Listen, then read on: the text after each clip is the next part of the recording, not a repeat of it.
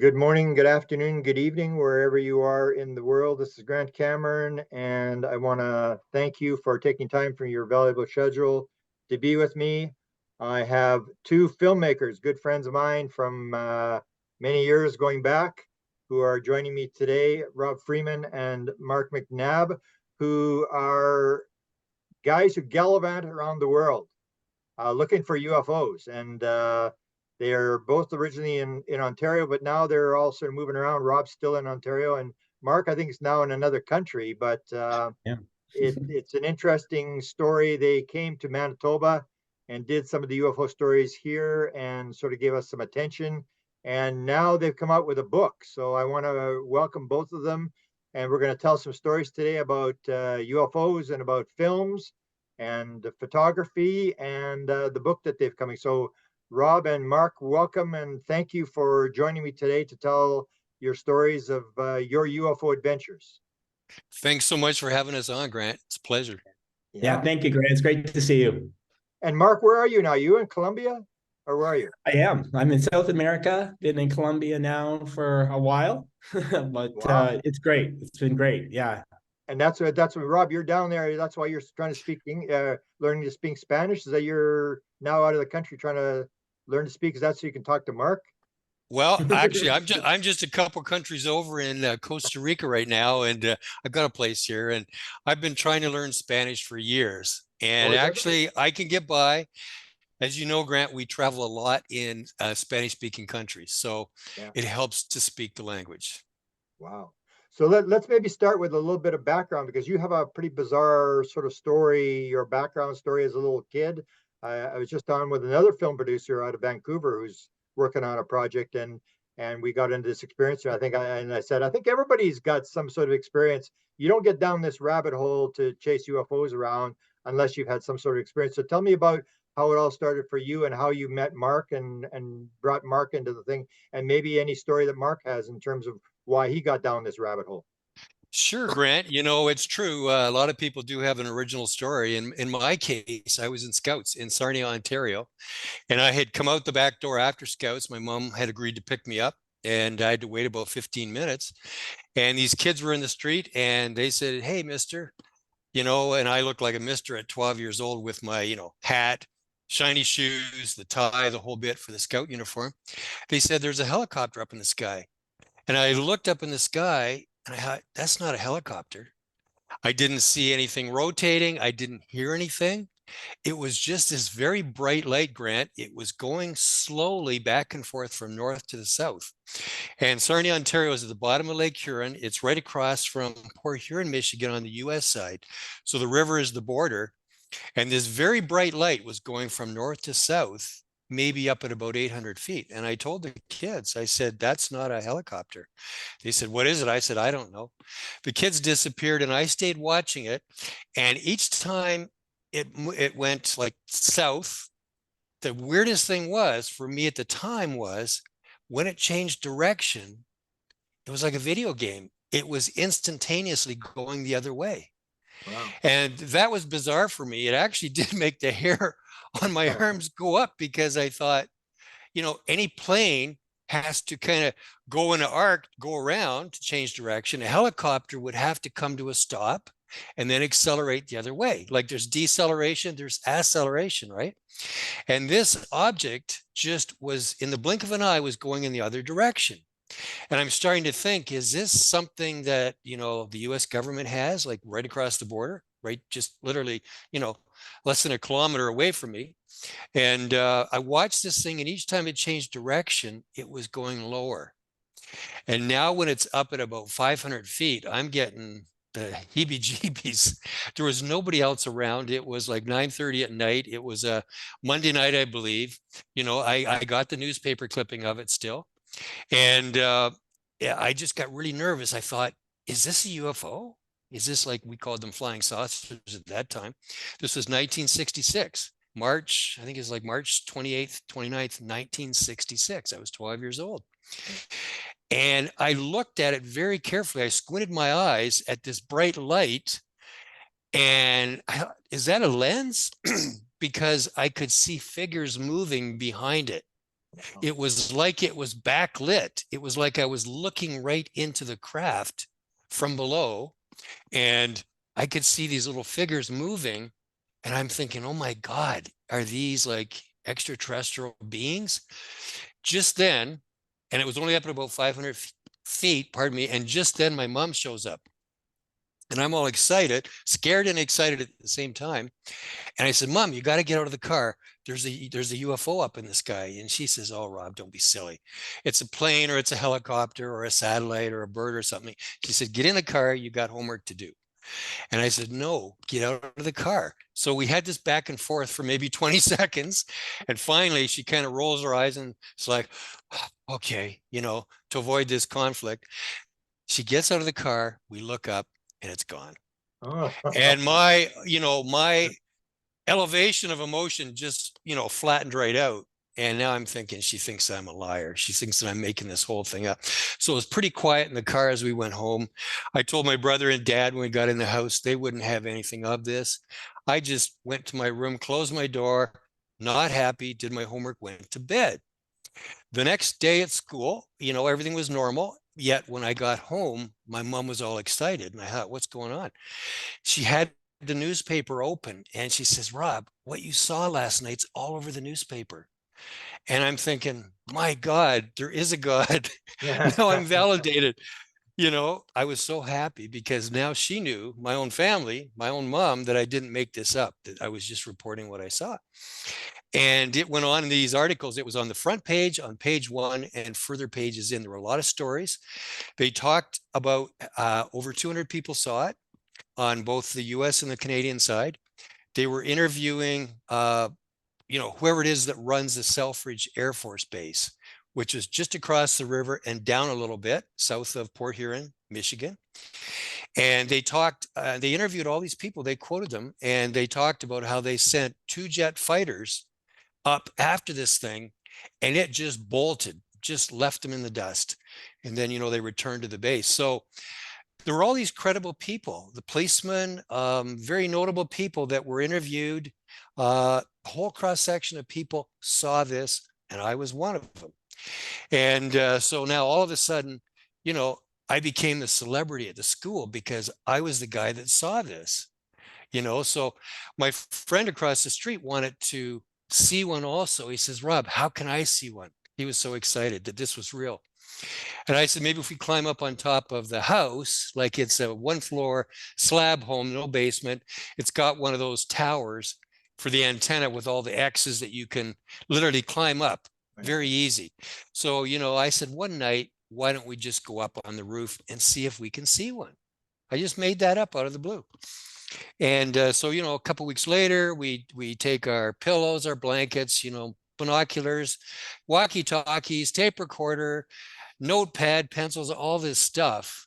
And, we're up there watching, and it's probably, mid-April. So it's kind of cold. And we started to think, maybe this is not going to happen. So I said to my friend, John, I says, I don't think we're going to, I'm about to say, see anything, because it's 30 minutes later. And just as I said the word see anything, it seemed like hundreds of lights came from the north, and they seemed to be in the heavens itself, Grant. It's like all the stars were moving. It's like hundreds of them went from the north all the way to the south horizon in literally 1 or 2 seconds. And our hearts are pounding and we're almost speechless. We can't even talk. And I said, wow, did you see that? And we could hardly talk. And he said, yeah, what is it? I don't know.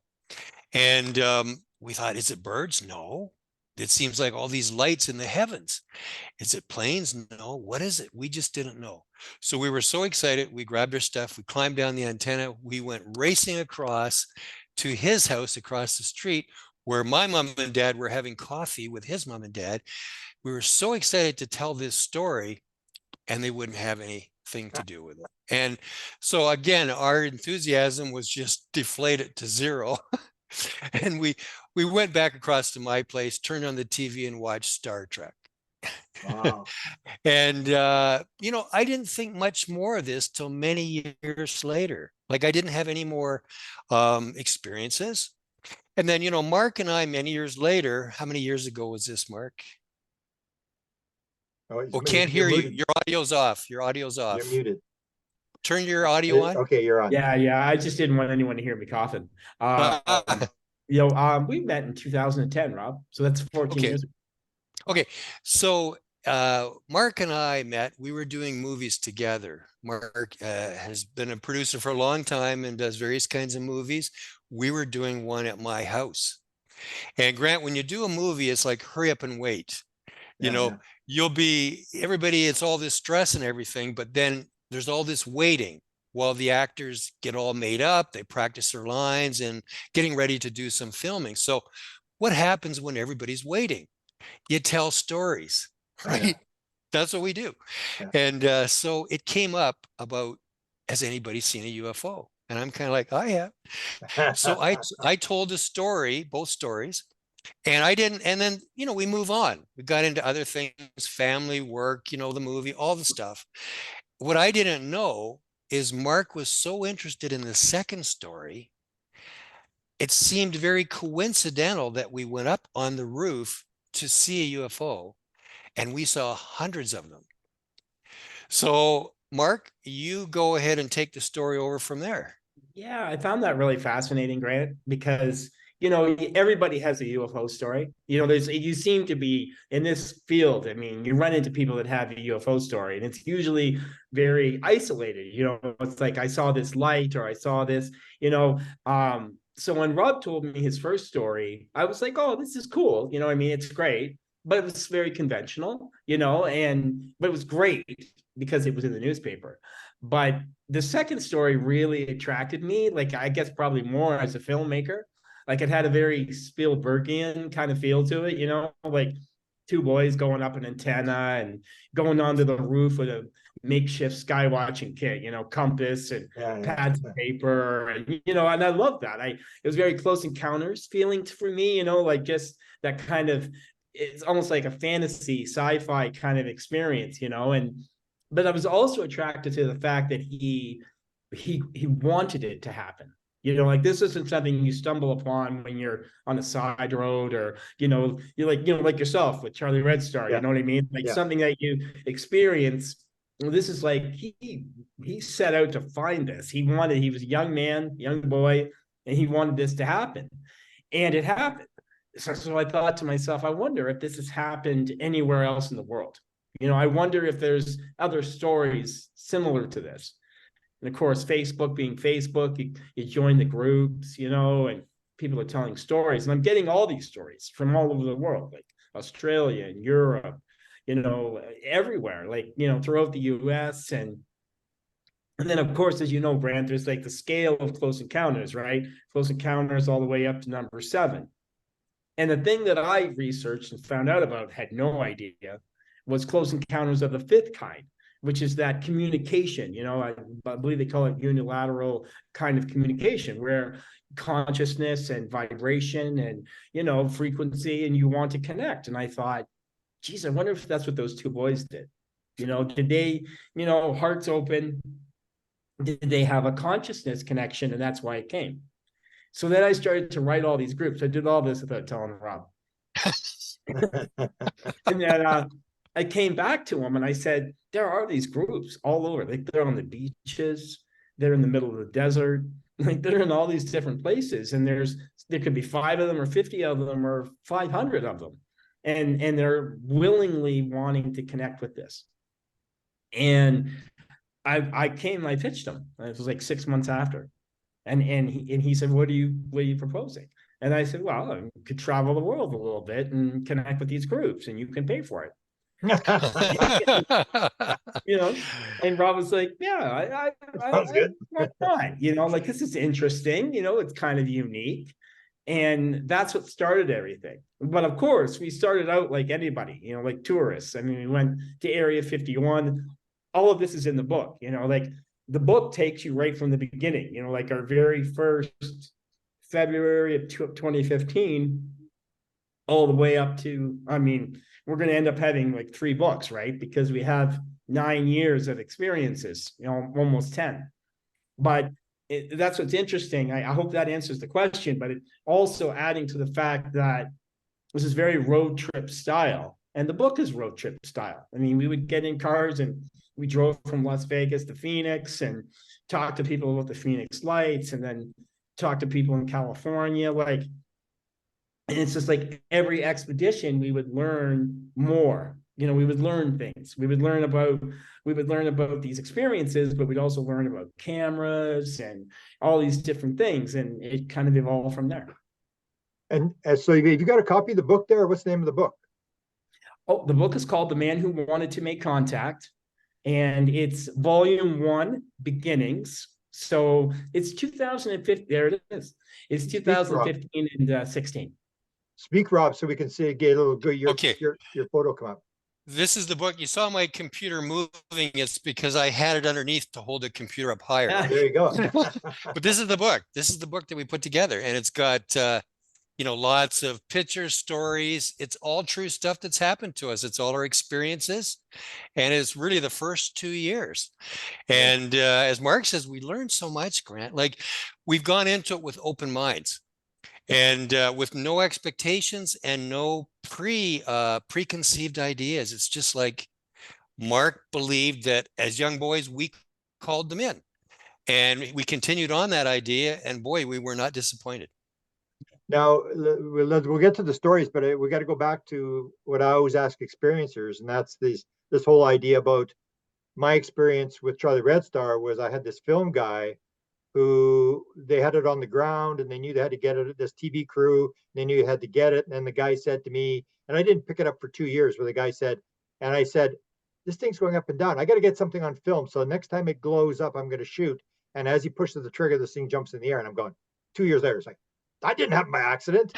So a question about yours, you hear this and you know from experience talking with people, what was the UFO doing? And are you part of something bigger? Did you agree to be a part of this? Looking back on this thing, what do you think? Do you think they wanted you to go down this road? Yeah, looking back, I think it was all a big setup, if you ask me. We were, coming out of Scouts, seeing that and being so interested in it. I mean, I was scared, but I was excited at the same time. Yeah. And then, the whole validation, because I have to say, so many people are in the closet around this. Like, they're afraid to tell about their experiences for fear of being made fun of.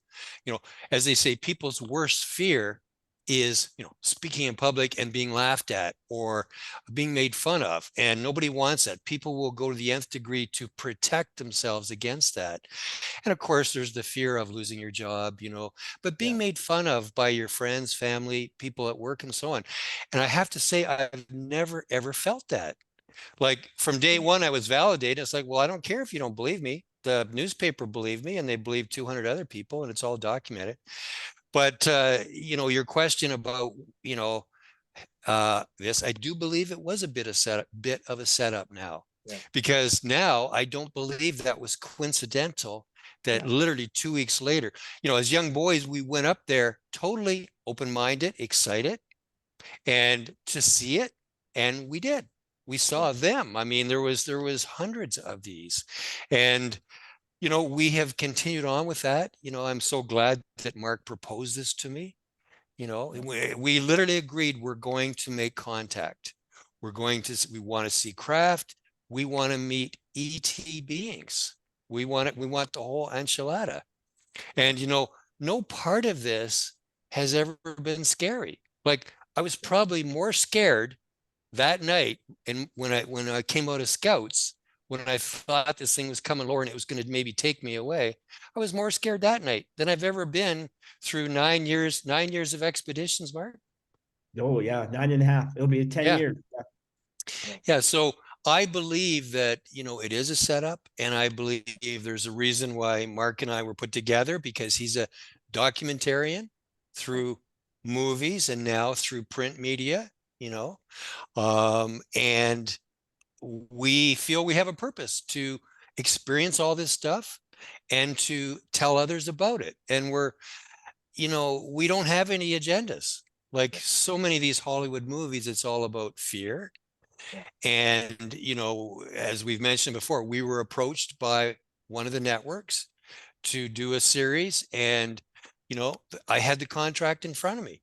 Marcus and I had it. And the only thing they wanted was that we bring the fear factor into it. Yeah. And Mark and I talked, we can make money here. And we said, no.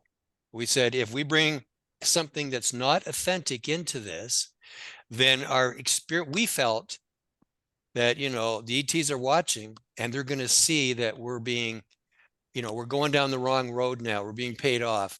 We're making stuff up that's just not true. So we actually turned the contract down, and we turned the money away.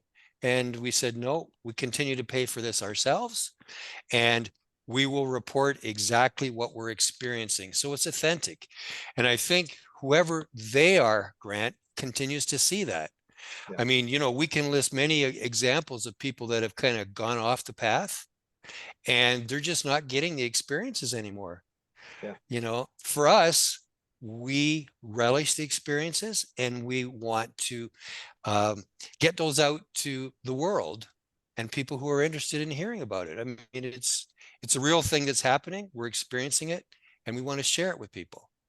Yeah. The other thing I noticed with your sighting, which is similar to mine, was the fact that it really wasn't doing anything. I remember the second night I saw Charlie Red Star, as it was flying away, I was thinking, that's pretty cool. That could be extraterrestrial, but what's it doing? It's not doing anything. It's like, it's just flying along. And it's like yours, it's just flying back and forth. And it's like, this is just sort of like entertaining you. And the other thing was that I had was my friend who actually was driving the car at the time. He's actually in the hospital now. He's very, very sick in the hospital, but he never talked about it. It's like your friends walked away. They said, okay, we're going home now. And it's like you got caught and you fell off the edge of the earth. And I had lots of people. I took tours of people out to see this stuff, and they all saw it and they went, yeah, it's kind of cool. And then they just went on with their life. And I couldn't let it alone. And the same thing happened to you. It's almost like this idea where you got dragged in and you reacted different than everybody else. Yeah. And I really, over the years, of course, we get very involved with our lives, it's their Yeah. school, there's university, there's, getting a job, there's working, family. So there's so many things that move into your life that you don't have time for it really to think about it. And over the years, I always questioned, was this something from the US government or even the Canadian government? Yeah. Or was it truly extraterrestrial? And it was just a big question mark. Like I would kind of go one way thinking, oh, well, it's the US government because of this, and this. And then my brain would say, no, but what about this, Rob? That's impossible. They're dealing with physics that we don't even know anything about. So then I would head that way thinking it's extraterrestrial. So I never really knew for sure. And this is why when Mark approached me, I was very excited to start going around the world. I was very good at photography when I was a kid. I was in the camera club.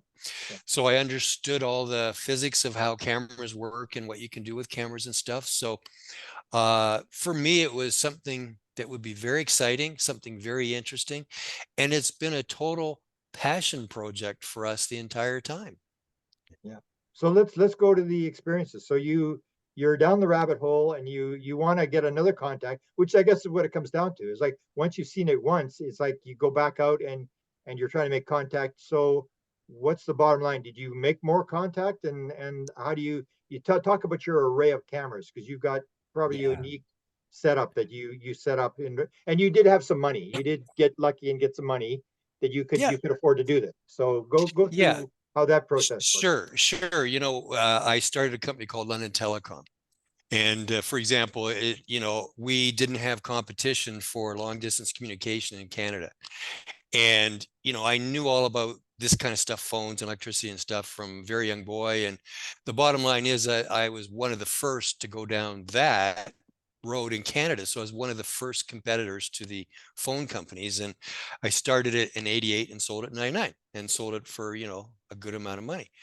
Yeah. And so I did have the wherewithal to be self-financed. And I think that's important, Grant, because, if you become financed from somebody else, then, it's the golden rule. The guy with the gold makes the rules, right? Yeah. It's the golden rule. And, if it's a network financing you, then, they're going to lay down the rules and you're going to have to follow them along and go according to what they want. We don't have to do that. So I'm so happy about that. It's totally authentic.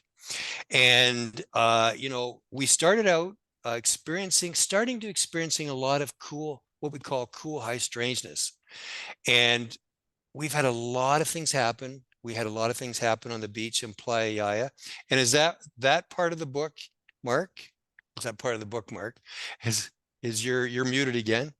Yeah, no, that's definitely part of the book. I mean, to go back even a little bit more, Grant, it's like every expedition, we call it the weapon of mass detection. It's like Yeah. it's a funny term for us, Yeah. but it's also, yeah, right there. It's Yeah. also the weapon of mass debunction or Yeah. demonkment, because anything that isn't, it's like, it was like a saying that Rob and I kind of caught on early on. It's like, we might not be able to tell people exactly what it is, but we can tell them what it isn't. Yeah. Yeah. Right. So Yeah. it's like a rocket body or a satellite. So there was a lot of that, in each expedition, Rob would add a camera to the weapon. Yeah. And you asked me about cameras, Grant. So it's evolved to the point that we've got thermal that detects heat. It's the black and white thermal. So it's captured things that you can't see in with your own eyes. We've got the traditional night vision, the green night vision, zoom and wide angle. We've got the visible zoom and wide angle. We've got the full spectrum. The full spectrum is the one that caught the Monroe flasher there, a year or so ago. So we've So got talk about all that, this. so people know what you're talking about. The Monroe flasher. Yeah, and we had Chris Bledsoe. Chris Bledsoe was there. Oh, so Okay. you did follow up on Chris Bledsoe? Yeah. Yeah, he was there, and I became very good friends with him. And You're down to in make North Carolina? Is that where you are? that was at the Monroe Institute. Oh, okay. Oh, yeah, yeah. Okay. You told me about being there. The bizarre stuff that was going on there. Yeah, yeah, and it was sort of the first annual conference on the UFO consciousness connection. Yeah. Okay, and it was put on by Dave Broadwell, and so we were there. We were sky watching, and I guess it was Dan Berg first that pointed out there was something in the sky. I had my cameras running, and to make the long story short, Chris and I had gotten into a little dispute just prior to that. Okay. Okay. Over what was seen in the sky. He was calling it a UFO. I was saying it was a satellite. So we were kind of, Yeah. bumping heads. Well, we agreed to make up. Like we were in quite a heated discussion. And then all of a sudden we realized this is not helpful to the cohesiveness of our group. So I apologized to him. I went over, we hugged. And right away, when we sort of had that connection of reconciliation, Yeah. Dan all of a sudden saw this thing in the sky that was, it was a light. It was just sitting there, and it was like a flash. And I, pointed the cameras up at it, and it went for quite a long time. And it just sat there in one spot. And so I know after the event, I sent the video to Dave Palachuk from MUFON Canada. And he said, which way were you facing and so on? And because I thought maybe it was a geosynchronous satellite. But Dave said, no, it's not. He said there would not be a geosynchronous satellite at that spot in the sky. You would have to look south and above the equator to see a geosynchronous satellite. And we were not facing south, we were facing east. He said it's impossible for there to be a geosynchronous satellite in the sky where you saw that. He said they have to be over the equator. They're moving with the Earth. Yes, they're in orbit, but they're moving at the same speed of the Earth, the rotation. So they appeared to be sitting there, right? And what we saw was not a geosynchronous satellite. So that was a pretty neat thing. There's that consciousness connection. And it's funny because, everybody was a little upset that Chris and I were in dispute.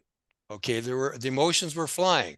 Okay, and we were in a big group, and I remember even Dave Broadwell got up and left. Wow. And Okay. he didn't say a word, but when that happened, I thought, oh my God, I'm shooting myself in the foot here. You know, doesn't matter who's right Yeah. or Yeah. wrong.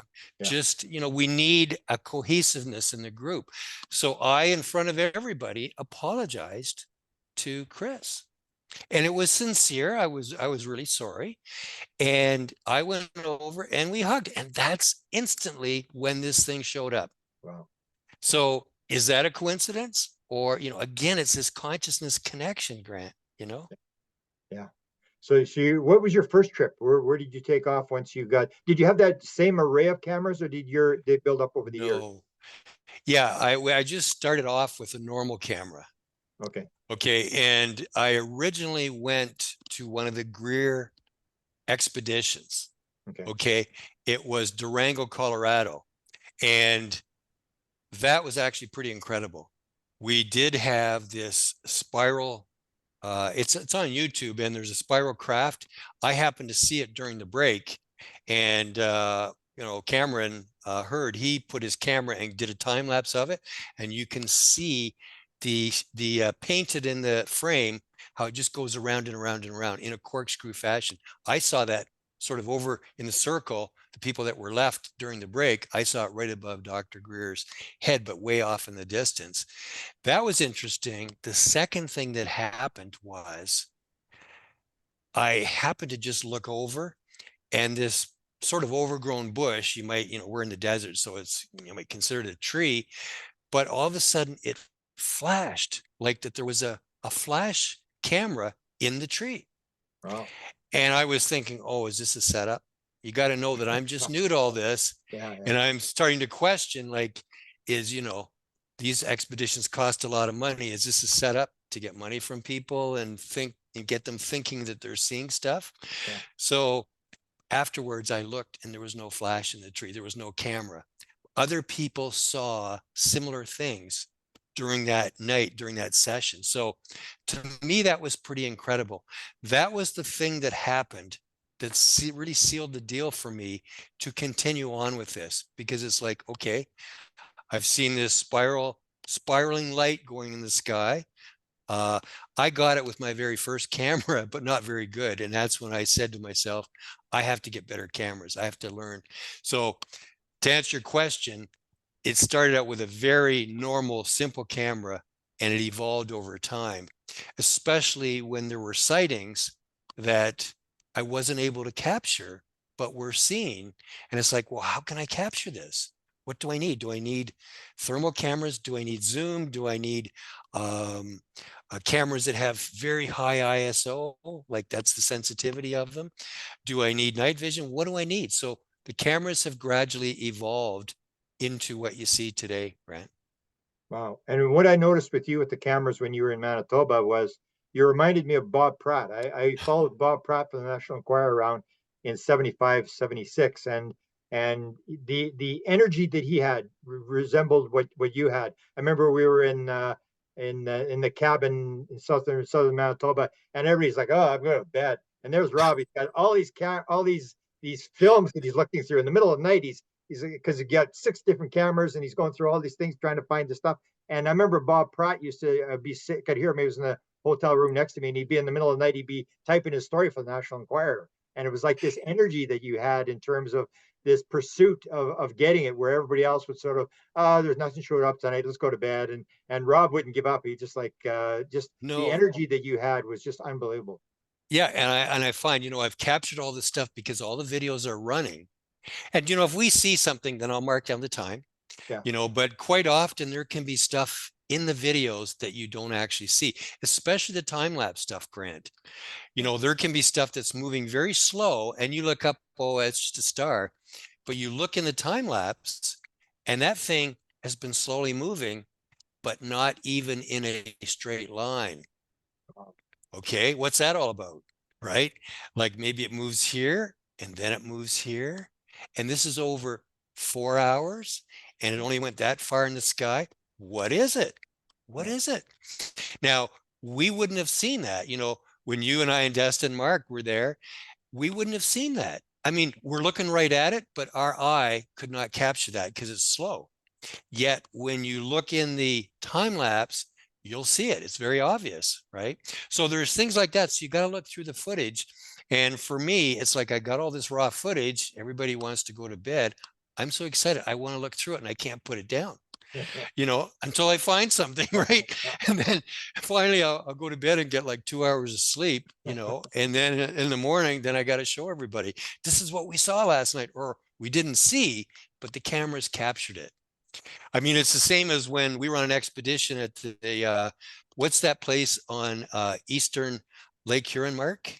The vortex, Oh yeah, the Marysburg vortex.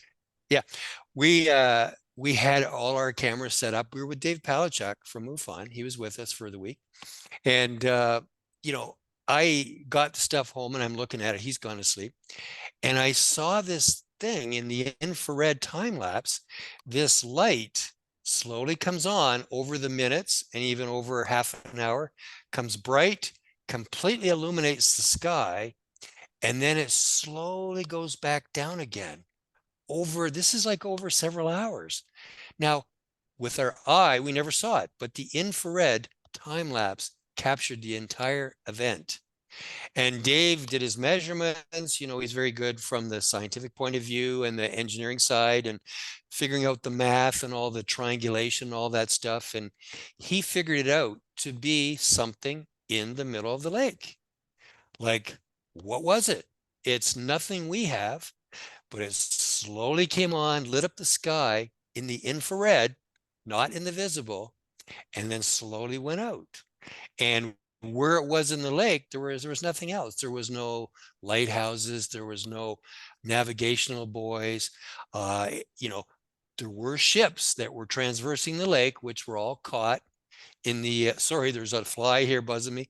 There were ships that were, we could see them going across in the infrared and in the time lapse and so on. But this was something strange. And he even sent it to MUFON US. So they have a record of this and so on. Nobody knows what it was. And this is the kind of thing we get, Grant. We have very strange, cool, high, strange experiences as well. And the more you follow this phenomenon, the more you will have this, it's surrounded with cool, high, strangeness experiences. Like for us, it's like the lights in the sky is the eye candy.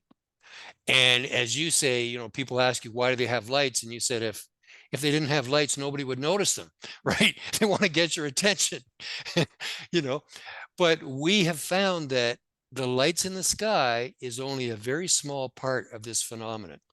Yeah, that's how we the met stuff you. that The weird stuff. I met you. Desta forgot about that. We met you in Toronto, where I heard, we were doing this book on a ports, and they said, this Rob's got this check, and we won't get into the story, but this bizarre story about this check, which still I have a hard time telling it because it's so bizarre to try to explain to people what that check thing was about with the multiple checks and stuff like that. And you get that weird paranormal stuff that goes around. Not only the lights, it's sort of like you rip the veil or something, and all the stuff starts coming through. Yeah, absolutely. I mean, the amount of physical things that we've had happen.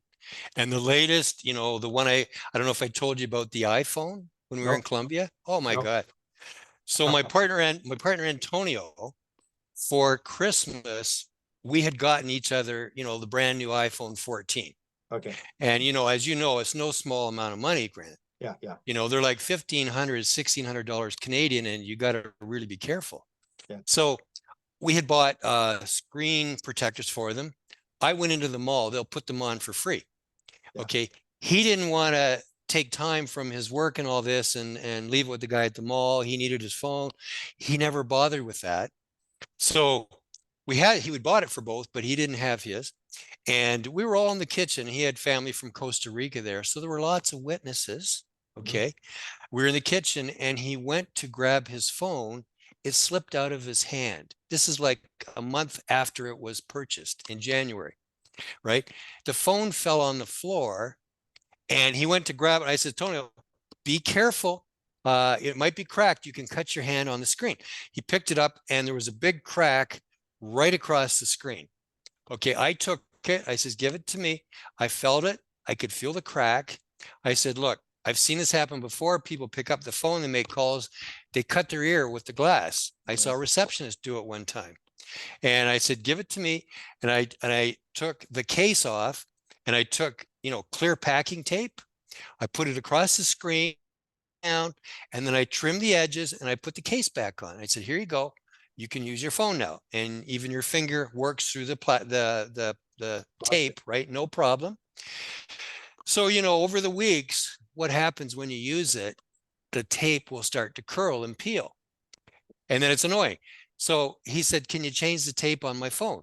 So I carefully peel the tape off, and I feel the crack, right? It's still there.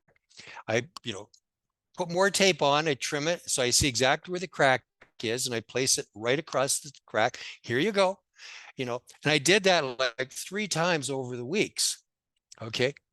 Then Mark set up a nice expedition to Colombia, where he still is. Okay. We had a great expedition. And I think it was a day or 2 before the end of the expedition, Antonio calls me. And he says, Rob, my phone. He says, there was a crack in the screen, right? And I said, yeah. I changed the tape several times. He said, well, the tape was getting old, so I decided to change it myself. He says, I pulled the tape off. There's no crack on the screen. And he said, are you sure there was a crack? I said, Antonio, everybody was there in the kitchen. You were so upset that your brand new phone, the screen was ruined. Yes, there was a crack on the phone. Everybody saw it. He said, but there's no crack now. Wow. And I said, okay, it's cool high strangeness. So normally we get the cool high strangeness with us, with the people on the expedition. Now it's happening to the people around us that are not on the expedition, that are back home. So, and there's a prime example of it. So to this day, the screen, we figure it's one of 2 things, Grant. And there's all these things about timelines, right? And parallel universes, parallel timelines. It's either one of those, and these are all proven by mathematics, also by the physicists, by the way. Parallel timelines, like the mathematics proves it. We figure it's like alternate timelines where in one timeline, he dropped the phone. In the other timeline, he didn't. Yeah. And both timelines, it's crossed. So we went from one timeline into another timeline where he didn't drop his phone, because that's a random thing. It slips out of your hands, right? So it's either that, which we cannot say for sure, but we suspect that's what it is, and we've talked to scientists about all this stuff. It's either that, or it's something more where literally the glass has healed itself. Yeah. Now, you've written books on this stuff, so you're a much higher authority than I am. You could probably tell me what this is. Yeah, to me, it's this, I call it the theory of wow, where they do this kind of stuff where you just like, they don't intend you to figure it out. If you've heard the line by Jim Semivan, the high level CIA guy, he said, it lies to you, it leads you along, but it never takes you home to meet the family. Like, it's never going to tell you what's going on. It's like it gets you so far, and you're just intrigued, and then it just leaves it like that, and you're left scratching your head, and it just sort of, it's like almost like shattering naive reality that you believe the world is flat, and it has nuts and bolts and stuff. And the more you're in this field, the more you realize, like, nah, it's probably not how it works. It's much more complicated, and it gives you sort of respect for the fact that the world is what's the expression? It's not only more complicated than you think, it's more complicated than you can ever imagine. That kind of idea. Well, 100%. And when we were on the beach in Playa Yaya at south of Lima, Peru, we had a lot of cool high strangeness things happen that night, and we could get into that another time. And I think we've talked about it before, but one of the first things that happened was I had my equipment set up for filming, and during the day, before it got dark, and it was time to change the one camera from a day camera to the night vision camera. And, you have a 1/4-inch camera screw underneath the plate holding the camera on. So I took the screwdriver and I undid that, and I took the screw, I took it in my left hand, and I put it in my pocket of my jacket. or hoodie, whatever I was wearing. And the pocket was such that it went down. Okay. And as I put it in my pocket, I said to myself, I cannot lose this, because if it drops in the sand, I don't have another one. I'll be screwed if I lose this screw. And just as I said that, I was feeling the screw, and all of a sudden I wasn't feeling it anymore. It was gone. And I said, Mark, the screw has disappeared. Now, today we call that the pocket portal, right? Yeah. But it disappeared. And Mark said, don't move. Don't move. Take your hand out carefully. Let go of your hand. Take it out slowly. He was right there. And he said, I'm going to check your pocket. And so he checked the pocket of the coat. There were no holes. It was deep pockets. It just disappeared. Now, fast forward to what, about 2 years ago, Mark? You're muted again. Yeah, no, it'd be about, well, yeah, about 2.5 years ago. Yeah. So I had this Scrabble box that holds my Scrabble game, and it was sitting, I don't know, on the pool table or something in my house. And I walked by it, and here was this camera screw sitting on top of it, Grant. I asked everybody in the house, did somebody put this? Is this a joke? Did somebody put this here? And they said, like, don't even know what that is. That's a screw. I said, no, this is a special screw. It's for cameras. It's 1/4 inch, but it's special, that you would only find them in a camera store. And it's not just a screw, it's a camera screw. And everybody was like, no, there's no games being played. So it disappeared in my pocket portal and reappeared several years later in my home on top of a box. So this is the kind of stuff that happens around the phenomena. And, you've experienced lots of it. Desta has experienced lots. Mark and I have. And for us, we call it cool high strangeness. If something doesn't happen, then we're very disappointed. But usually something happens that we consider cool high strangeness on every expedition, whether it's with the people on the expedition or whether it's our close friends or family back home. There's always something that happens that's unexplainable. And, it seems that as you get into this phenomena, Grant, it chases you. If you chase it, it will chase you as well.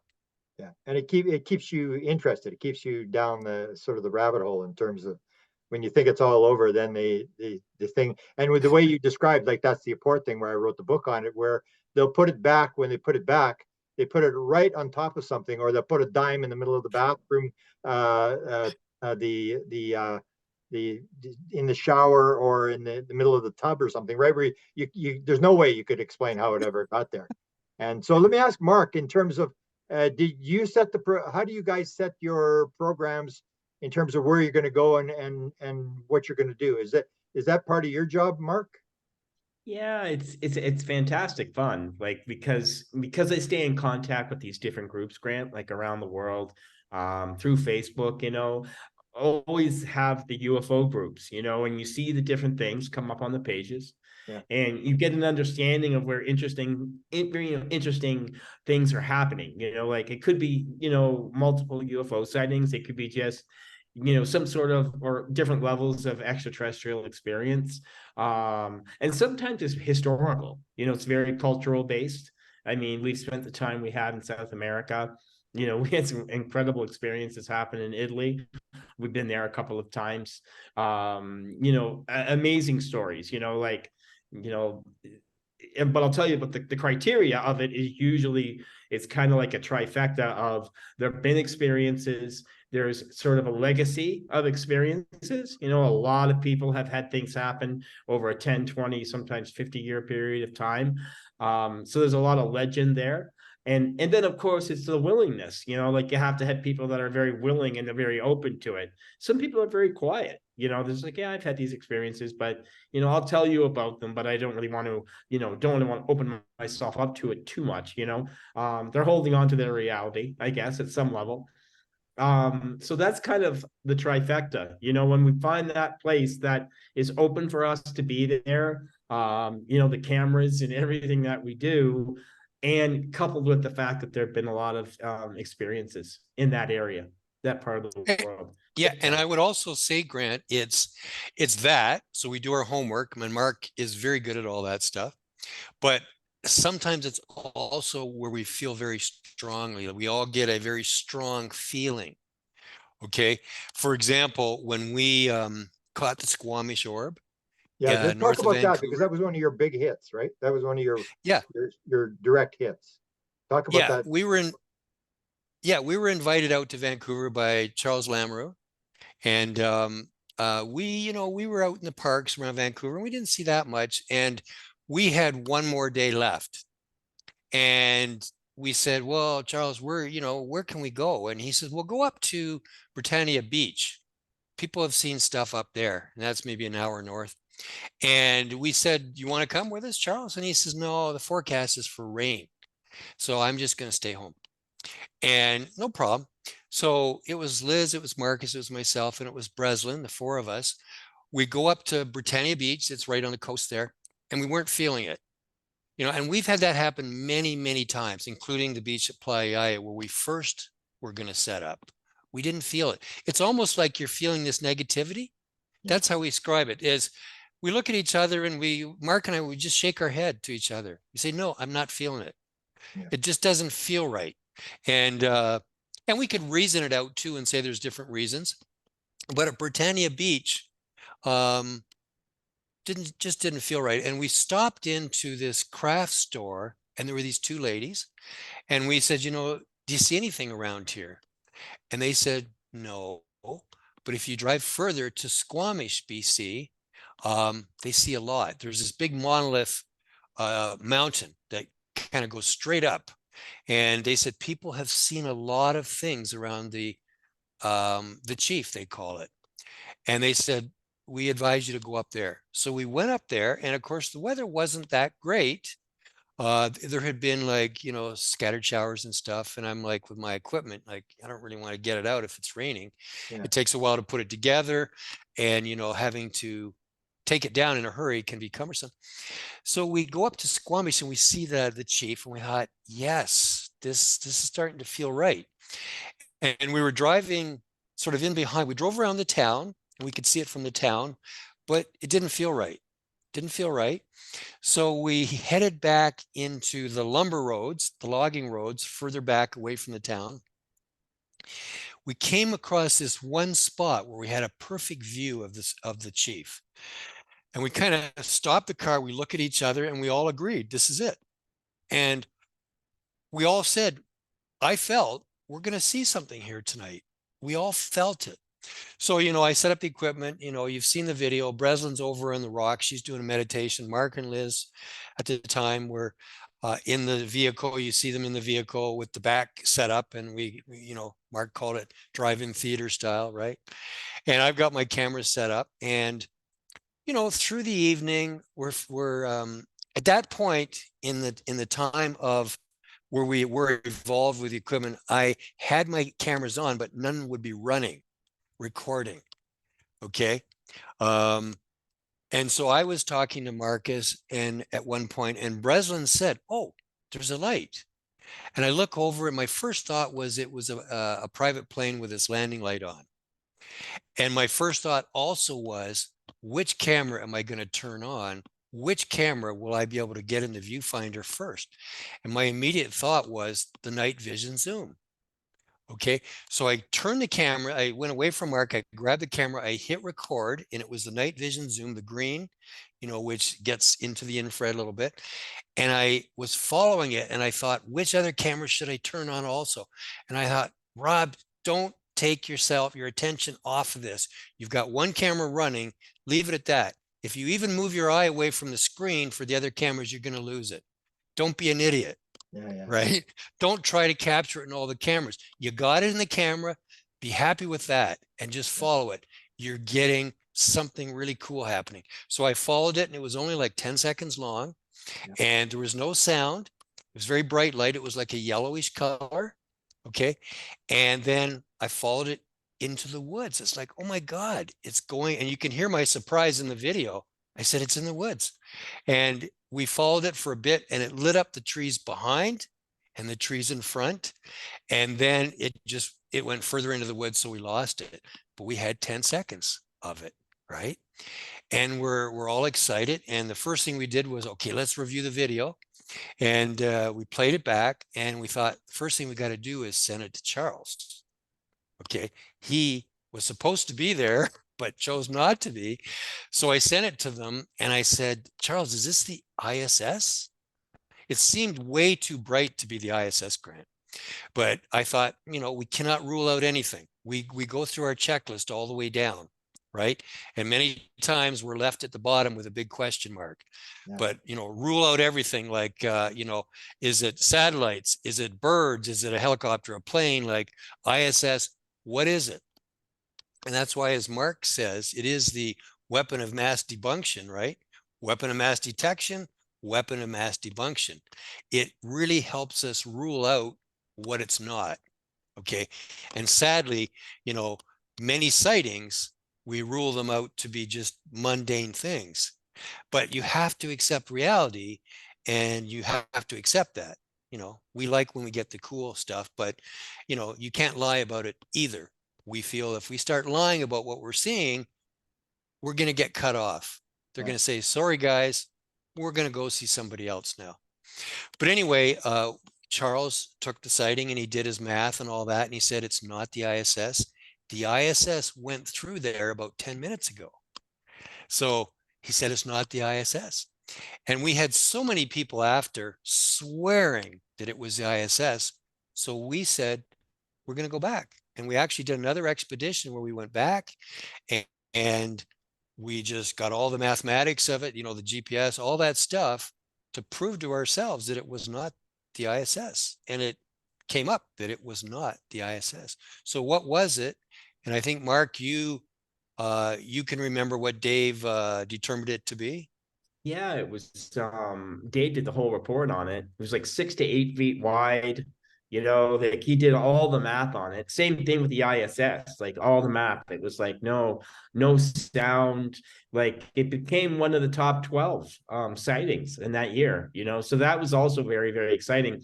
And it was great too, because it's been put in multiple programs. It's been on the History Channel and CNN. Like it always shows up in some sort of a program because it was real. I mean, I was there when it happened, and I remember coming out and taking quick video shots, and everything was there and happening. And that kind of became, I don't know, I would say the signature moment, the quintessential moment where we knew we were putting together like real-time sightings with footage, so that had never been done. I mean, there's a lot of that in the book too.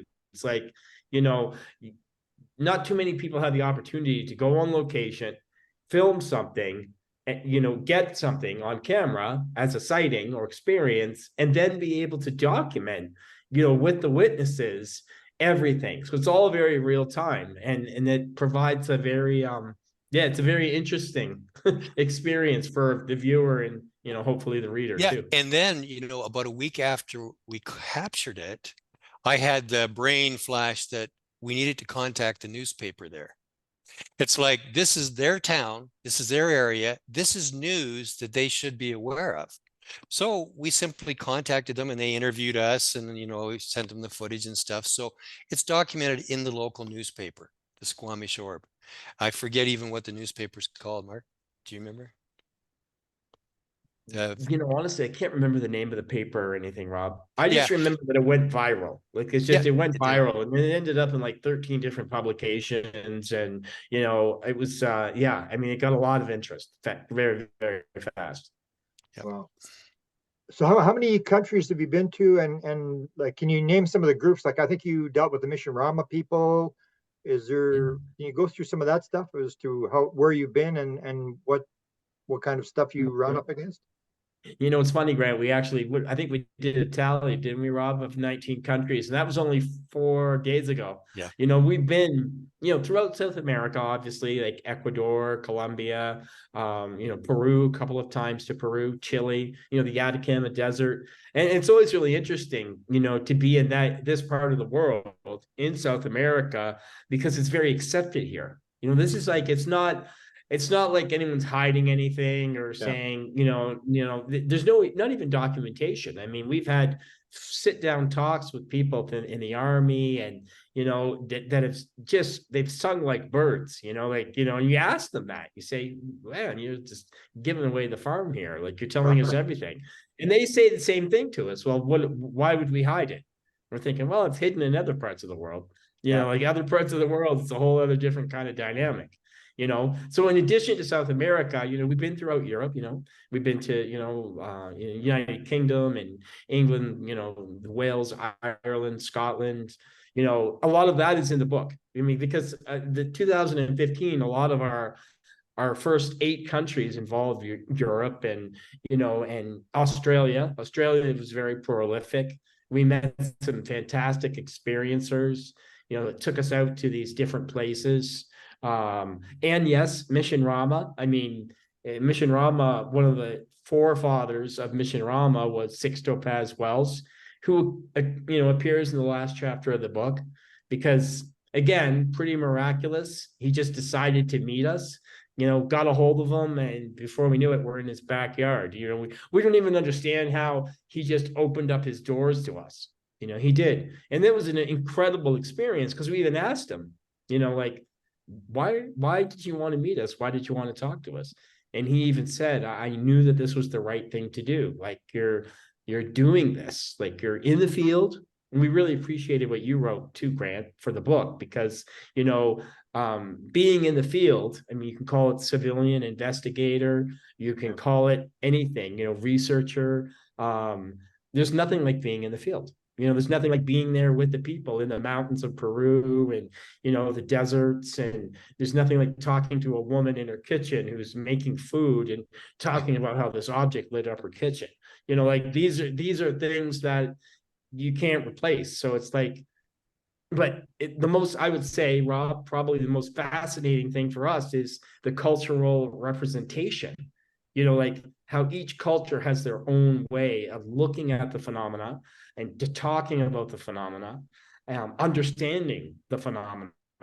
And we've been really privy, because it's like we've gone to university for the last 9 years. It's not saying that we have a PhD or anything, but it's like you learn from so many people, you get so much information, and then you get the opportunity to take all that knowledge and take it in the field and see what you can find out for yourself. And what the idea always comes up about the good guys and the bad guys. Well, what's your experience over all these different cultures in terms of the phenomena? Is it good? Is it bad? Is it neutral? What are they doing? What's your bottom line conclusion?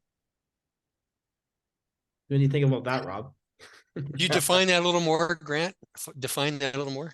Well, in terms of like, there's always the debate about good and bad. You've had a lot of contacts with a lot of people who've had experiences. You've had experiences yourself. So where do you put this in terms of, like, the whole thing in the U.S. now is the slide 9, the Congress slide 9 with its threat scenario.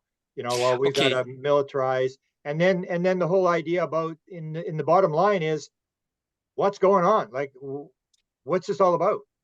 Yeah, I guess, we have not had any negative experiences. Now, there are groups of people say there's the good guys and the bad guys with ETs. Yeah.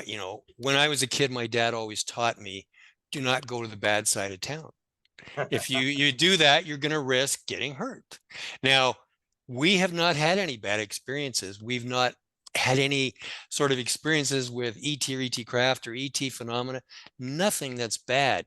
I'm not saying it doesn't exist. We just don't want to be any part of it. We don't want to get hurt. I mean, so everything we've experienced personally, it's always positive, and there seems to be this benevolent side to it. And we hear so many stories about people being helped.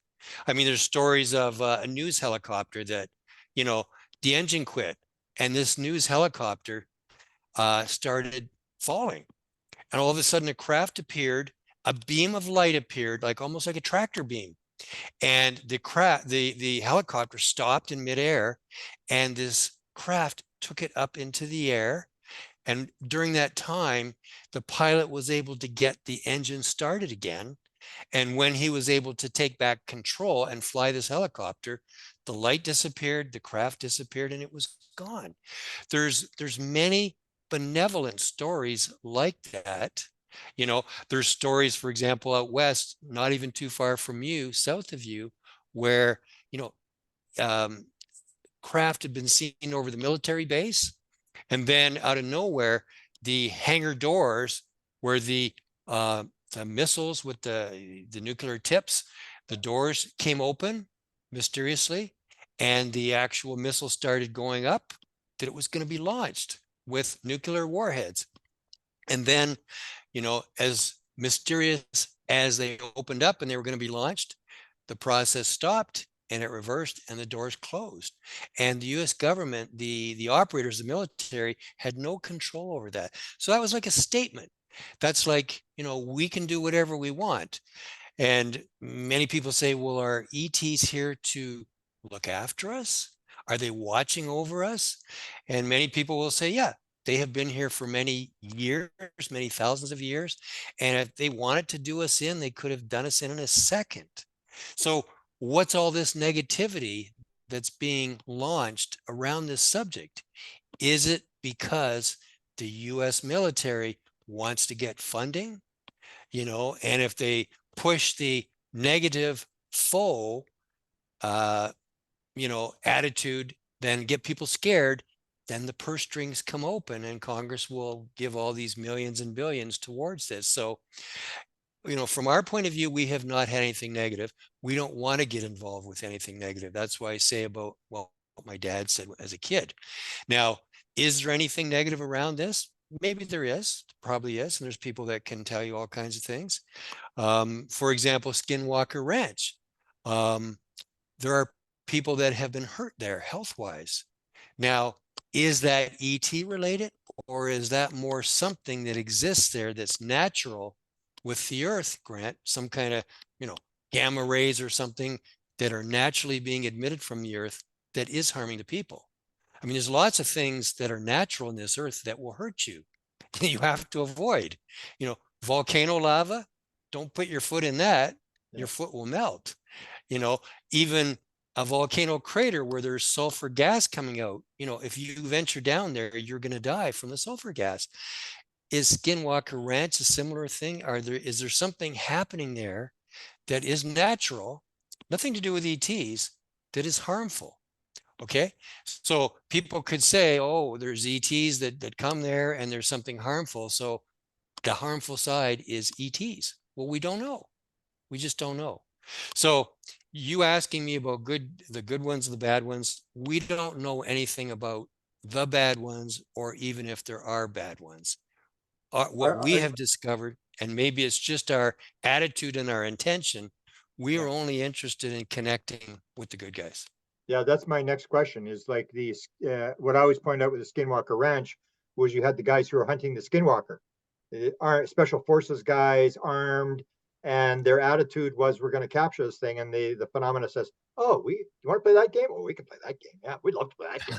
And it's like, so is there a reflective nature? Because I know when you were in Manitoba, you would go through the CE5 protocols in terms of getting right. Are you part of the process in terms of seeing stuff? Well, here's the thing, there's different parts of our own being. For example, we can, you can tune in on different levels, whether it's telepathy, whether it's, there's psychic things and so on. And many people feel that if you want to sort of connect with this phenomenon or the ETs, you've got to get yourself into a state where that can happen. And if you're in your left side, your intellectual, controlling, ego-based, reasoning side, your left brain, it's probably not going to happen. If you can let go of all that, Grant, and move to the right side, which is where, all these other abilities that we have manifest, they're all natural things that we can do, but most people don't even know how to connect to them. And how to do that is to get relaxed. And these CE5 protocols can be part of that, like doing meditation, getting yourself out of the left brain, moving over to the right brain where you can sense, some people say telepathic connections and so on. If you can move to that right side of the brain, that's where it exists. And if you're going to make a connection, that's where it will be. So, let go of the intellectual side, get over to the sensing side, the psychic side, the side where the possibility that you might get telepathic messages, the possibility that you are connecting and sending messages to the ETs. Maybe I did that when I was a kid, and don't forget, when kids are young, they literally are in the right brain.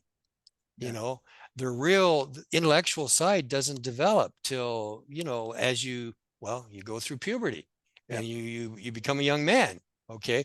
So when you're a kid, you literally are connecting to all these other things that exist. But as you get older, that kind of gets pushed away and you're, totally in your left brain, that intellectual side. You got to let go of that. Yeah. So what yeah, about it really is. people? What about people? You've been to lots of countries, a lot of places that were rumored to have, phenomena. What about the people? Like you dealt with Chris Bledsoe, Sixto Paz as well, Ricardo Gonzalez. Have you run across people that when you met them, bizarre things happened, or you realized these are people who are a little bit different in terms of being able to actually tap into this phenomena? Well, for example, you've met Chris, you've been at his place. Yeah. He's he's a great guy, and you could almost say he's kind of childlike in a way. And he's very sincere, and what you see is what you get, and he's not a guy that deceives people. I think he's totally able to connect into his right brain, Grant. Yeah. And for that reason, he's able to connect with the phenomena. He's able to call it. And the amount of experiences that he's had. I mean, I've spent hours talking to him myself privately. Have you been to his When house? we Have were you been to his property there? not yet. He's invited me to.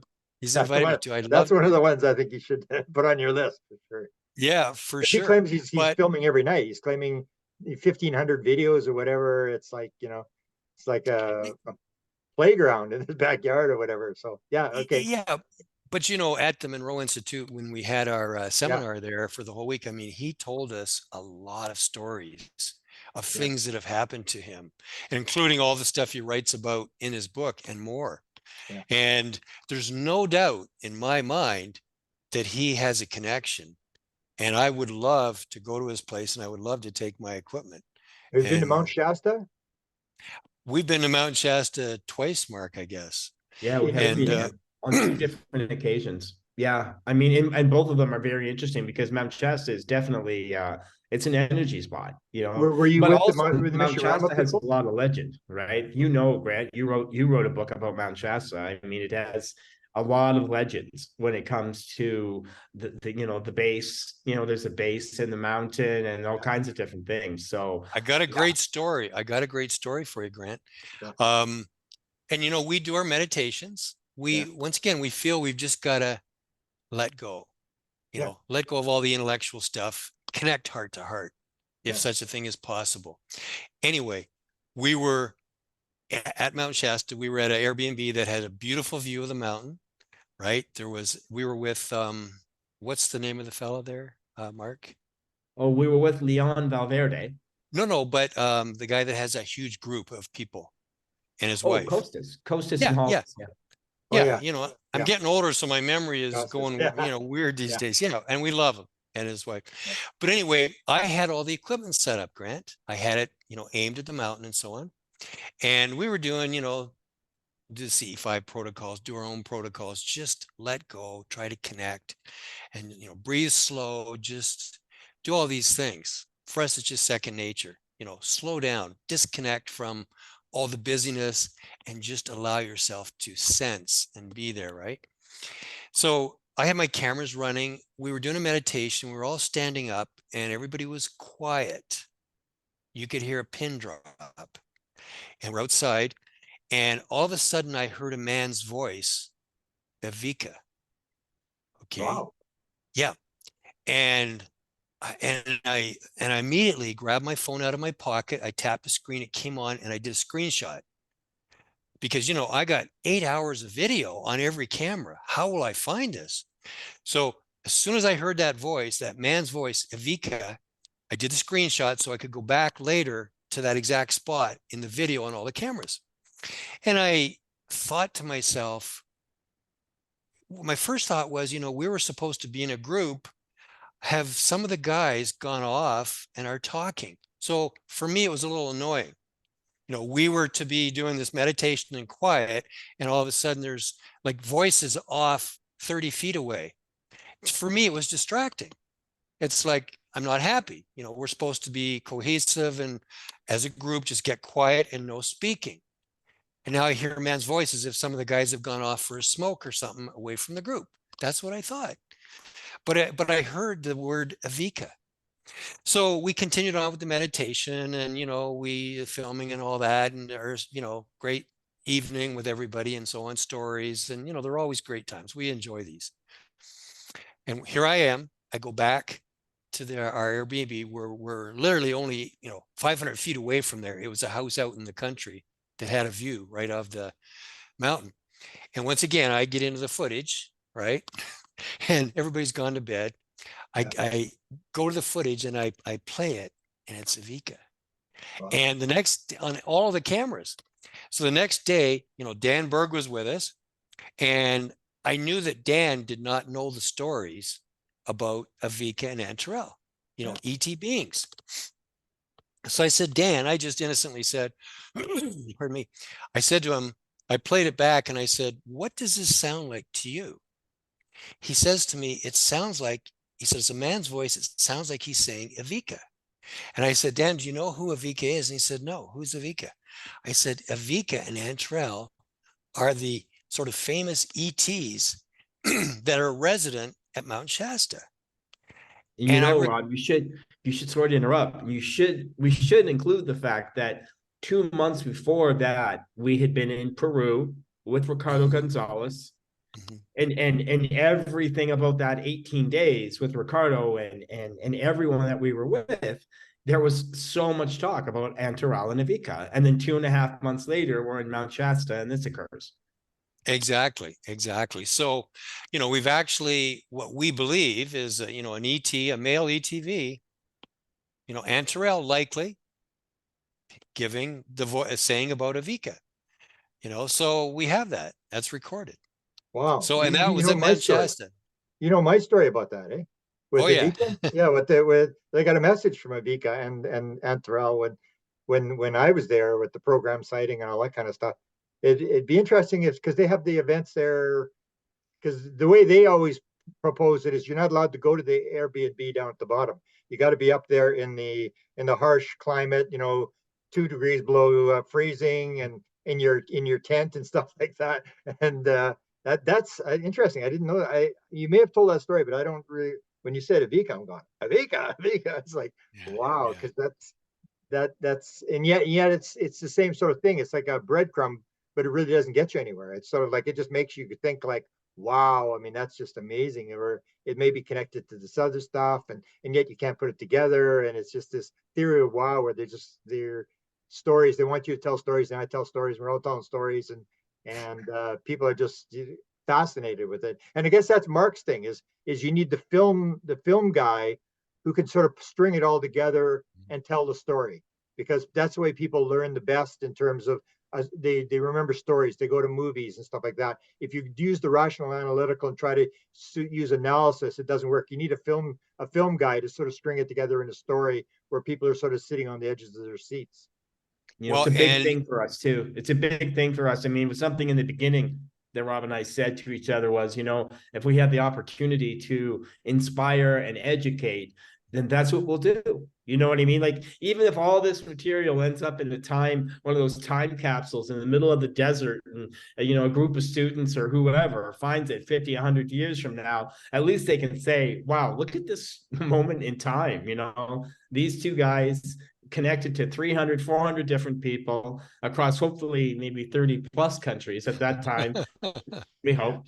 But look at all these stories. At least you've archived all of these experiences, and then people can say, well, wow, I can connect this to something I've experienced, or, you know, I had a friend who had this happen. And so, yeah, it became a responsibility, a beautiful privilege, honestly. Yeah. And Grant, and you know, over these years, Mark's a superb filmmaker, so documenting everything film wise. And now he's written this book with me. I mean, he's written it, he's taken all our experiences, and it's all backed up by film. I mean, all the pictures he's got in the book, all the stories, these are all based on, you know, interviews of people he's spoken to. And it's all based on, not based on, it's the actual experiences that we've had. And he's documented. And I will say too that, you know, we always like to experiencing everything together. You know, because it's one thing if somebody sees something, and even if it's part of your group, and it's like, well, do you really believe them? Right? Yeah. I wasn't there. I don't know. He says this happened, but did it really? When you've got at least two people who have witnessed it, then yes, it did happen. And, you know, I would say literally 100% of the experiences Mark has written, I mean, we've all experienced them together, including, and I don't know if this one is in the book, but we had that earthquake in Mark's room in the Airbnb in Lima, Peru, where he comes running out of his room at like 3 a.m. His eyes are like saucers. It's like, Mark, chill out. No, no, there's an earthquake in my room. And, and, and literally the tile floor was cracking and pushing together and all going up like this. I grabbed my phone. I went into his room and started filming. I've got it happening live, where you can see the tile going up like this. And there were these white orbs flying around also, Grant. I don't think I've Wow. told you that story. No, You know, I've heard that. No. you love the orbs. So we have that on film. So he had a personal earthquake in his room only. Okay, now Wow. how do you explain this stuff to people? Like, Yeah. you know, so okay, he was experiencing it on his own. And by the way, it was the same night that we lost my good laser out at Chilka Desert with Ricardo. Okay. And you know, to buy those lasers in Canada are like $300. The laser disappeared and nobody knew where it was. I wasn't happy about that, right? Yeah. We don't shine lasers at anything in the sky. We draw circles around it, by the way. If Yeah, yeah. anybody says about lasers, just in case it could be an airplane. And that laser appeared later in his room that Yeah. night. And then it was later, out of nowhere, he was just rolling in the bed and all of a sudden it was under him. Right. And then was it later, Mark, that same night that you had the earthquake?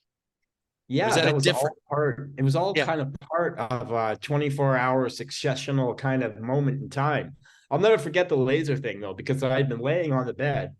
I was laying up flat on the bed and I was charging my batteries. I was plugging my batteries in. So I'm very aware, right? Like I'm laying out and I'm doing that. And then I went to the washroom and I came back and it would have been lying right where the middle of my chest was. You know, and I'm like, how do you not feel like a laser, like a metal tube, like, you know, in the middle of your chest? And I'm like, no, that just showed up there the second that I left and came back. And then that same night, I don't know, I was up until probably 3:30 in the morning and I wasn't feeling very well. Like I actually felt physically sick. And then I heard everything in the room, like I heard this cracking and I was like, what's coming through the walls? Like, is it an animal? Like, are these rats? Like, I don't know what's going on here. And everything started happening. I went out into the hallway and I got Rob and Bill, and they were across the room. They didn't hear anything. They didn't know what was going on. They had no idea. It didn't happen in their room. Of course, we Googled the fact that, you know, was there a tremor or anything in Lima? No, none of that at all. And then I found audio. I don't know if this means anything. I mean, sometimes you go too far and you read into it, but I found audio of myself. Like I don't know, like I was a little bit of like, what's going on here in this room? I had recorded myself on my iPhone. You're talking. And you didn't remember talking about it. No, I didn't recall any of it all. I don't know if that's a missing time thing. I have no idea. All I know is that I took the time to record myself and I was saying very different things like I don't feel well. You know, like I said that on in the audio, I don't feel well. Are you here? You know, like all these different things, right? And I have no idea what that means. But that whole trip to Peru, it's all part of book 3, volume 3. But that whole trip to Peru was really interesting with Ricardo Gonzalez. Wow. Have you got a video, like, you talk maybe a little bit about your videos? Have you got a video where you show the weird stuff, like in like clips of the Absolutely. weird stuff? Yeah. Yeah. I'll send you a link, Grant, because we did a whole video about the earthquake and everything in my room with all Rob's footage, and everything's all live. I'll send you the link on that. Yeah, because that's the stuff that really gets me, is this sort of stuff. It's not really UFO, but it's this weird stuff that happens around UFOs. I remember asking Yvonne Smith about the paranormal stuff with experiencers. Like, you regards to all these people, how many people have had paranormal stuff happen around them? And she started laughing. She went like 99%. So No, it's true. let me just go through two more questions. One is government. You had the Monroe Institute there, some connections, but what in terms of government? Have you had contact with government, and have they No, shown interest in what you're doing? we're waiting to get our stuff confiscated. Like, when are you going to come and confiscate our stuff so we can do a story around that, right? All these people will get stuff and they'll hide it, and then all of a sudden they get a visit, right? Yeah, And we learned very early in the game, don't hide anything, just put it out there right away. yeah, And we we're wondering, like, okay, are we going to get a visit from the Men in Black? The closest we've come to the Men in Black is a license plate on a vehicle in front of us. And the guy in Scotland who we interviewed, and he was talking about Men in Black. And then literally as he's talking, we look at the car in front of us in Scotland, and there's MIB on yeah, it. No, so we haven't had any run-ins with government. We're still waiting. We do want to go to Area 51. There is a spot where it's quite a ways back. It's up in the mountains, and we have a fellow and his girlfriend who are willing to take us up there, and we'll take our camping stuff. He said, be prepared to be buzzed by the Army jets, and that they will try to shoo you away. And so we're kind of hoping we will attract them, and lots of stories to tell after, because obviously that proves when they try to shoo you away that they must have something to hide. But yeah, with our camera equipment that we have, Grant, we will be able to see right over to Area 51, and they won't want us filming that. So we are going to take the equipment up there. We are going to have an expedition up there, and then we'll wait till they show up, and maybe they will confiscate our SD cards, but that's okay. We will have the experience, and we can talk about it afterwards, what happened. yeah. They probably won't. Desta and I were at Area 51, and I posted the photograph. I said, here we are at the front gate of Area 51. And then Richard Doty wrote me and he said, you're at the wrong gate. You're at the Tonopah gate. He says, if you want, and I said, well, next time I come, maybe you can show me where to go. And he said, you come, I'll show you all the really interesting spots. So maybe I can set up Richard Doty to take you. He claims he can take you to spots that were really stuff will happen. So That would be great. That would be yeah, great. Yeah. On the last expedition we went there, we captured a really neat sighting of a craft coming across the mountains, and it was flashing in a very strange way.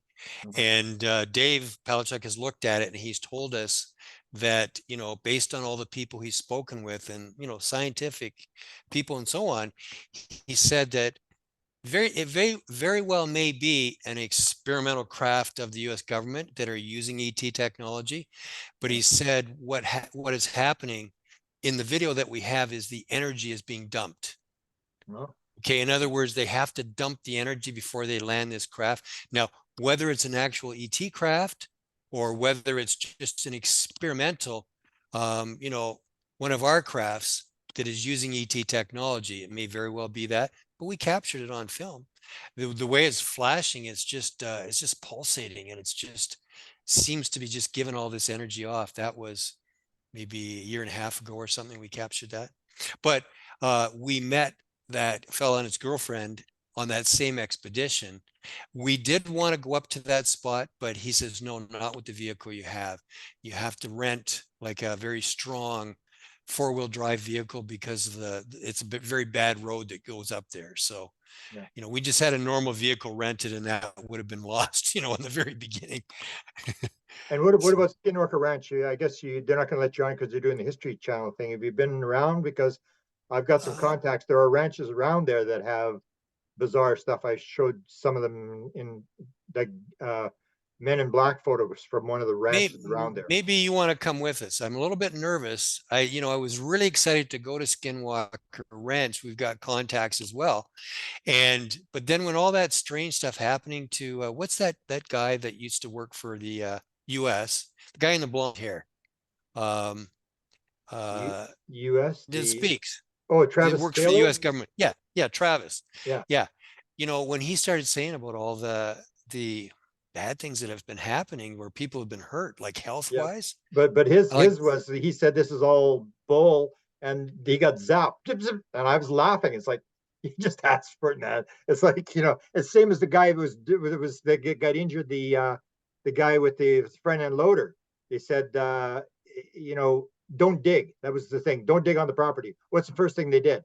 Let's dig. yeah, He yeah, said yeah, not once that he's dug that something hasn't happened to either him or the front end loader. And that's this whole thing. yeah. To me, it's like you get what you pay for. Like these Well, guys yeah, are like, especially Travis Taylor was mouthing off like this is all you guys are all crazy and stuff like that. And it's like really, and it's like the phenomena is almost tuning him in. And then he's like, I'm batshit crazy like the rest of you now. So, so if you want to come with us and go to some of the other ranches, we could put an yeah, because I've expedition got some together. contacts that would be kind of because they're Yeah, probably not going to let you on the ranch because History Channel will have yeah, the exclusive on what. yeah, Yeah. yeah. But the thing is, it happens around the ranch. It's not just that ranch, and It's that whole area. that's the Yeah, whole area, and that comes yeah, to this whole thing about is there a curse from the Utes who had I think it was they had 23,000 Utes in before the Civil War, and after the Civil War, there's only 8,000 left. They got totally massacred. They got wiped out, and all their land taken away. And you wonder why this land is got this phenomena going on. You start looking at the history, and you realize this may be what it's all about, or them putting curses on each other. So it's not just the one ranch; it's that whole valley. And I'm so yeah. yeah, and if you go to Chris Bledsoe's, I'd like to join in there because that's that always interests me. Whether it'll show up when you bring your cameras there, because he sends me videos, not as much as before, but he would send me videos all the time that this stuff was going and all these government people are there and they're getting experiences and orbs and stuff like that. So the last question, let me think. Oh, the last question is, what do you got planned? Where are you going next and in your expeditions? Mark? Oh, it's pretty exciting. Rob and I just talked about this and confirmed that we have 3 new expeditions. And actually, these kind of expeditions are attached to work that was done before COVID. There was 3 of them that had been created: Argentina, Bolivia, and Brazil. And a lot of work had been done in advance, a lot of research and a lot of connection with people, and we even had flights booked to go to Argentina and had to cancel them 3 days before because we just the rumbling of COVID and not being able to get back for 8, 9, 10 months. We just were like, no, we're not going to do it. So now these expeditions are going to happen. Argentina in July. First part of September will be Bolivia, and then around the middle of October, end of October, will be Brazil. So we're really excited. In South America, you get a lot of for the buck. You get a lot for Yeah, the dollar. And it's just high contact experiences. The people that we're going to be meeting across those 3 expeditions. I mean, if we've learned anything over the last maybe 2 or 3 years, is get together with the people that have had experiences and go to where they've had those experiences, and you maybe get a little bit of a hitchhiker effect, by just being with somebody or being with a group of people who experience things. We had that happen in Italy. We were with a group up in the mountains who had all kinds of experiences. Rob saw a UFO. I saw a UFO exactly the same as his. He saw it on the mountain. I saw it when I was in the washroom looking through the wow, window. So it's like that whole feeling is kind of like we're taking that momentum and we're moving forward with that on the next 3. beautiful. Also, I'll send you a file from Bob Pratt. This is some story you maybe not even know. If you're in Bolivia, I think right on the border of Bolivia, there was a crash. And Bob went there in 79, I think. He rented a plane, flew over this area, half the mountain came down, and there's a story about the UFO. So I'll send you Bob Pratt's file on that. So in case you may be right near there, you can go and talk to the village people about the Sure. fact that what they experienced back then. Bob was pretty sure that there was a crash of something into the mountain there, and he explored it as much as he could. And so yeah, it'd be interesting to see where you guys go with this. And your book is now out. And when are the next two books coming out? Well, again, Rob and I had talked about it because a lot of work went into the first book. And, Yeah. Thanks to Desta, I'm giving a shout out to Desta right now, and yourself as well, Grant, for being a part of the editing and the publishing process. And the next two books are coming out over the next 5 months. I mean, we don't want to put a lot of time because we want people to be able to read the first book and then say, oh, there's a second and a third. If you put a year or more or less, but if you put almost a year between book 1 and book 2 and 3 or anything like that, it's just not the same effect. It's one big story that we just didn't want to be putting it into 600-page book. That's too much of a read. So. And where can they contact you for your video stuff? Because you're basically video people and you're putting out the visual product. So where do they contact you? Yeah, anything like this, Grant, they can contact through UFO World Explorer Facebook. I find that I get lots of messages that way. That's a tremendous way to get a hold of us. Yeah, I would say that's the prime way to get a hold of us, and that's for anything to do with the documentaries, anything to do with the books. I mean, and of course, the book is available through Amazon Kindle and everything like that. So, but they can also order it through us. If they contact us through Facebook, we can help out with everything, and it's going to be fun. And they can give you some heads up on places that you need to go next. So even better. And so we'll get Desta to put all those links in the YouTube so that people can follow up. Because I mean, you came here, and we won't get into that, but you had when the night I didn't show, that's when you guys got the stuff, when you had the objects on the road, the ghost light or whatever. Right. You guys had the experience when it showed up after we left, which probably fitting. So I appreciate all the guys, all the stuff, the interest you took in our stuff here. And the one thing I forgot in the introduction that I always found kind of weird is that Rob and I are born only like a day or two from each other. We were almost exactly the same age. So I forgot that in the intro, but it's been an honor to know you guys and to see someone that actually puts their money where their mouth is and actually is doing this kind of stuff. And hopefully people will chip in and help you go to different places and give you guidance. And hopefully you can get the actual alien on camera or something to that effect. It'd be awesome. Anything else we've forgotten to talk about that you need to mention in terms That's of what's going on? Grant. We just appreciate the time. Yeah, well, there's quite a few people will see it, and we're looking forward to the future stuff. It's always interesting to hear the stories you guys are telling. Thanks for appearing, and we'll catch you again. Maybe once you've got something happens, let's do a little quick video sometime if something happens on one of your projects, and we'll go from there. And definitely, if you're going to one of these weird places, I'd like to go, if Skinwalker Ranch or the Chris's place. Okay, we'll take you up on that, Grant, okay. for sure. Beautiful. Thank you so much for having us on your show here. Thank you, Grant. Okay.